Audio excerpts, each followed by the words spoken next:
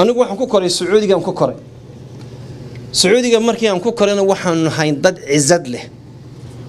oo xitaa Soomaaligaas waxaan garanayaa qofka waxaan looga sheekeyn jiray odayaasha Soomaalida taabiceedaha maqaaxida loogu keeno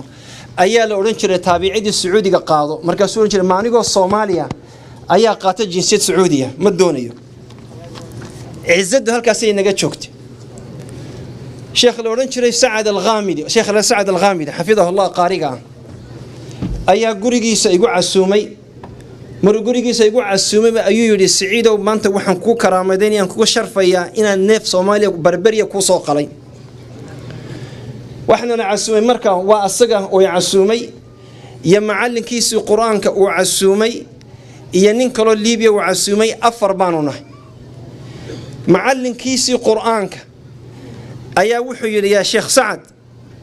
hadii aad marba tiri ari Soomaaliya ayaa neef barbariyan Saciid u qoran ku karaamadeynaya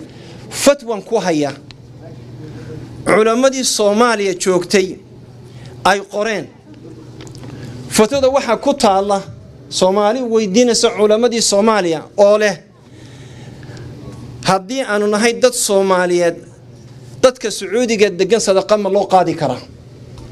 dadka Sacuudiga degan Sacuudiyiinta ay batroolka maanta ku cabaya tumbadaha sadaqa ma loo qaadi kara culamadii Soomaaliyeed baa la weydiiyay Masrigiiba wuxuu yiri Sheikh Saadow wata xalka Soomaaliya halkaas ay haan jireen sida rag sharaf leh oo qiimo dad qiimo leh ay haan jireen Saad al-Ghamidi markaa wuxuu yiri hadii aad taatiri ana mid baan ku sheegaya wuxuu yiri aniga aabahay oo nool maanta Saad al-Ghamidi aabihii oo nool wuxuu yiri wuxuu iigu dhaartay inaan anako reer Maka ah